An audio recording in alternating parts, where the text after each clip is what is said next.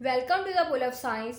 Students, आज हम study करेंगे genetic control and reproduction in ciliates. Ciliates में दो तरह के न्यूक्लियस पाए जाते हैं, मैक्रोन्यूक्लियाई एंड माइक्रोन्यूक्लियाई। तो फर्स्ट है हमारे पास मैक्रोन्यूक्लियाई। तो ये लार्ज न्यूक्लियस होता है जो कि डेली मेटाबॉलिक एक्टिविटीज़ को कंट्रोल करता है, उनको रेगुलेट करता है। नेक्स्ट है माइक्रोन्यूक्लियाई। तो सिलिएट्स के अंदर एक या बहुत सारे छोटे छोटे जो है वो न्यूक्लियाई पाए जाते हैं, स्मॉलर न्यूक्लियाई मौजूद होते हैं, और ये न्यूक्लियाई जो है वो जेनेटिक मेकअप रखते हैं सिलिएट्स का। नेक्स्ट है रिप्रोडक्शन। सिलिएट्स के अंदर दो तरह की रिप्रोडक्शन होती है, asexual reproduction and sexual reproduction. Sexual reproduction को कॉन्जुगेशन भी कहा जाता है।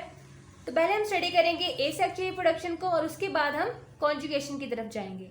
तो सेक्सुअल रिप्रोडक्शन सिलिएट्स के अंदर बाइनरी फिशन के जरिए होती है।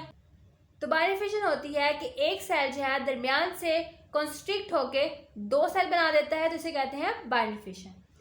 कुछ सिलिएट्स के अंदर एसेक्सुअल रिप्रोडक्शन बडिंग के जरिए होती है, यानी सिलिएट्स की बॉडी के ऊपर एक बड बनता है, एक उभार बनता है, और फिर वो उभार जो है वो सेपरेट हो जाता है बॉडी से, और फिर वो इंडिपेंडेंटली ग्रो करके इंडिविजुअल बना देता है। बडिंग जो है वो सेक्टोरियंस के अंदर होती है। सेक्टोरियंस जो है ये कम्प्लेक्स प्रोटोजोन्स की एक क्लास होती है जो कि डेवलपमेंट की अर्ली स्टेज में सिलिएटेड होते हैं, तो उनके अंदर पाई जाती है बडिंग। अब बडिंग और बाइनरी फिशन के नतीजे में जो सिलिएट बनते हैं वो फ्री स्विमिंग ऑर्गेनिजम्स होते हैं, और ये ऑर्गेनिजम्स जो हैं किसी सबस्ट्रेट या किसी चट्टान के साथ जुड़ जाते हैं और फिर वो एडल्ट बन जाते हैं। नेक्स्ट है हमारे पास सेक्सुअल रिप्रोडक्शन इन सिलिएट्स, जिसे कॉन्जुगेशन भी कहा जाता है, और ये एग्जाम्स के पॉइंट ऑफ व्यू से बहुत ही इंपॉर्टेंट लॉन्ग क्वेश्चन है। सिलिएट्स के अंदर रिप्रोडक्शन जो है सेक्सुअल रिप्रोडक्शन कॉन्जुगेशन के जरिए होती है, और वो पार्टनर्स जो कि कॉन्जुगेशन में इन्वॉल्व होते हैं उन्हें कहते हैं कॉन्जुगेंट्स।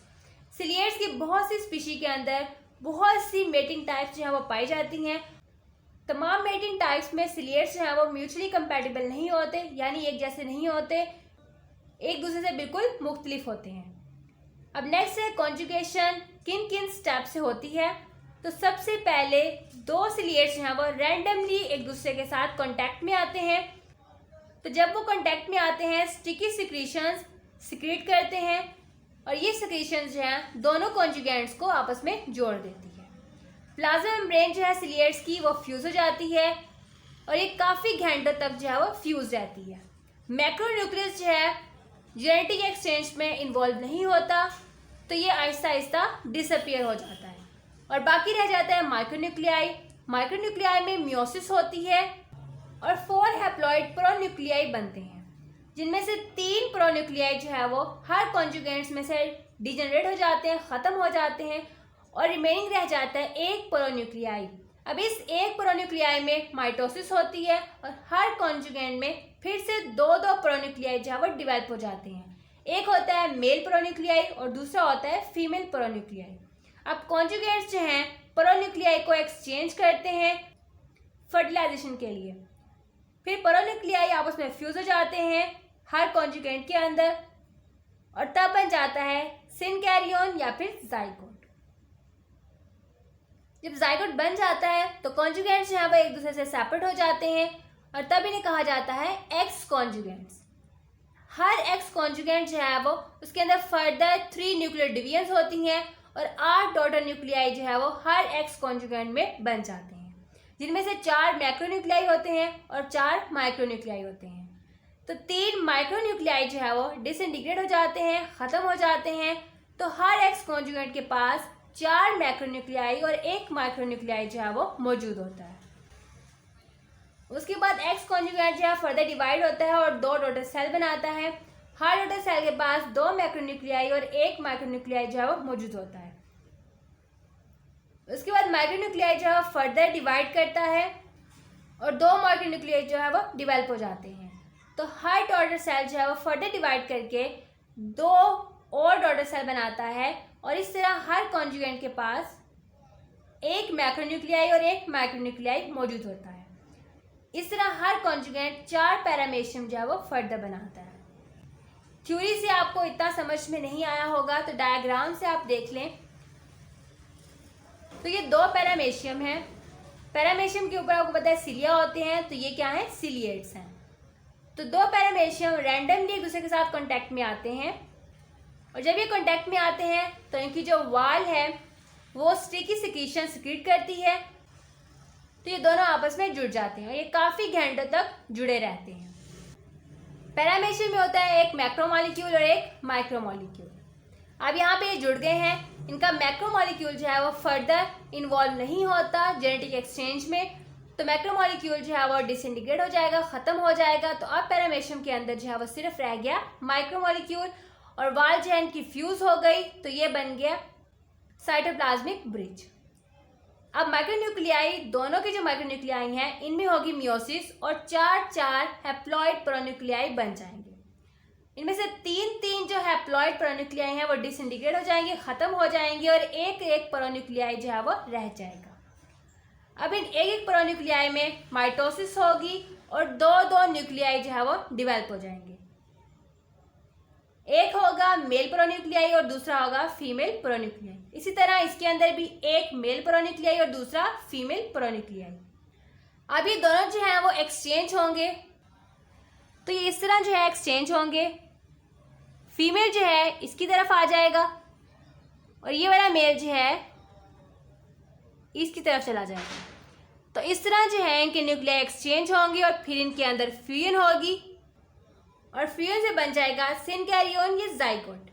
जब जाइगोट जो है पैरामेशियम में बन जाएगा, सिलिएट्स में बन जाएगा, तो ये दोनों सिलिएट्स जो है वो सेपरेट हो जाएंगे, तो इनको कहते हैं एक्स कॉन्जुगेंट्स। अब नेक्स्ट स्टेप जो है मैं एक एक्स कॉन्जुगेंट से आपको बताऊंगी, वैसे ही दूसरे में होगा। अगर दोनों को लेके चलेंगे तो आपके लिए कन्फ्यूजन हो जाएगी, तो एक एक्स कॉन्जुगेंट जो है वो फर्दर हम उसके अंदर चेंजेस करेंगे। तो ये है एक एक्स कॉन्जुगेंट। जैसे डिवीजन एक एक्स कॉन्जुगेंट में होगी वैसे ही दूसरे एक्स कॉन्जुगेंट में होगी। तो अब इस एक्स कॉन्जुगेंट के अंदर 3 न्यूक्लियर डिवीजन्स होंगी और 8 सेल बन जाएंगे, जिनमें से 4 होंगे मैक्रोन्यूक्लियाई और 4 होंगे माइक्रोन्यूक्लियाई। अब 3 माइक्रोन्यूक्लियाई जो है वो डिसइंटीग्रेट हो जाएंगे, ख़त्म हो जाएंगे, और एक माइक्रोन्यूक्लियाई जो है वो रह जाएगा, और मैक्रोन्यूक्लियाई वैसे के वैसे ही हैं। अब होगा ये कि एक माइक्रोन्यूक्लियाई में फर्दर डिवीजन होगी और 2 माइक्रोन्यूक्लियाई जो है वो बन जाएंगे। अब ये पैरामेशियम जो है वो डिवाइड करेगा और 2 पैरामेशियम बना देगा। अब दोनों के पास 2 मैक्रोमोलिक्यूल और एक जो है वो माइक्रोमोलिक्यूल चला गया है।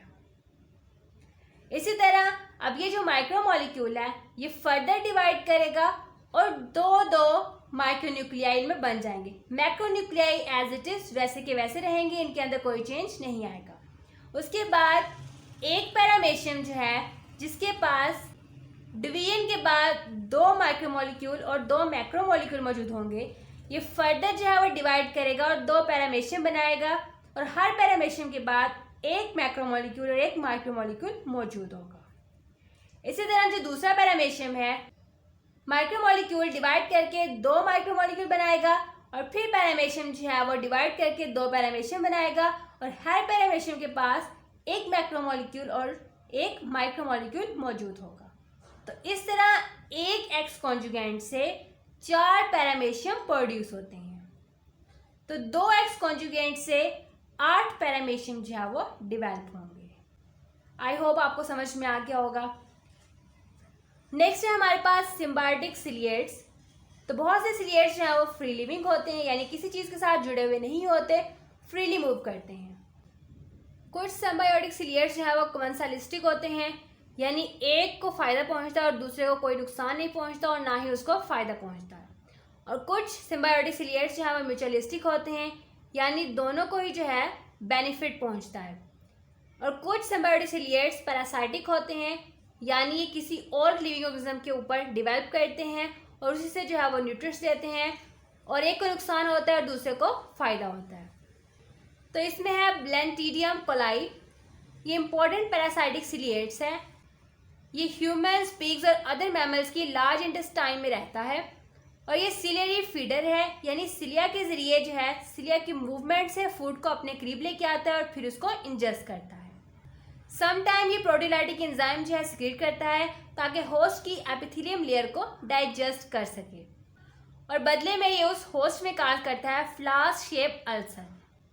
बी कोलाई, इसे ब्लेंटिडियम कोलाई भी कहते हैं। ये सिस्ट बनाता है और सिस्ट जो है वो एक होस्ट से दूसरे होस्ट में ट्रांसफर हो जाता है फीसिस के जरिए, यानी वेस्ट प्रोडक्ट के जरिए।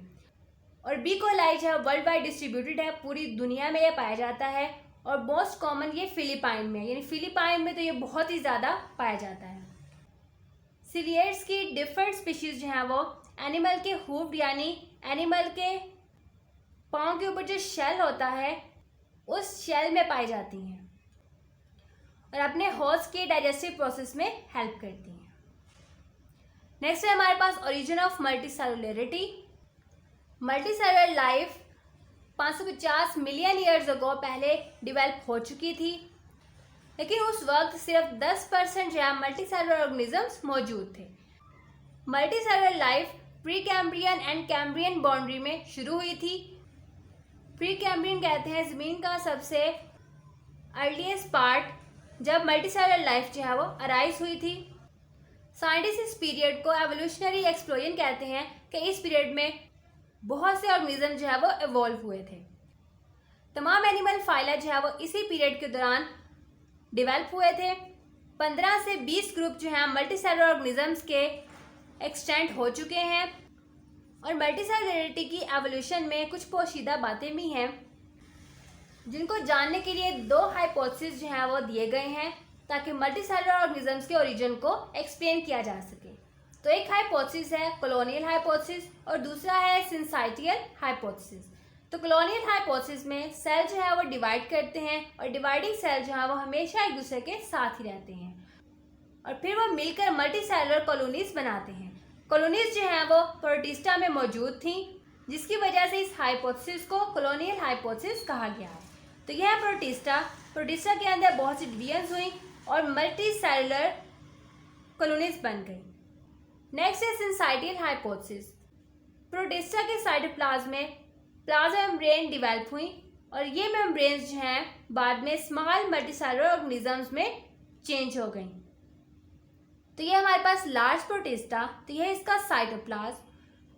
अब प्रोटिस्टा के अंदर जो है मेम्ब्रेन्स डेवलप हो गई, तो ये है प्लाज्मा मेम्ब्रेन।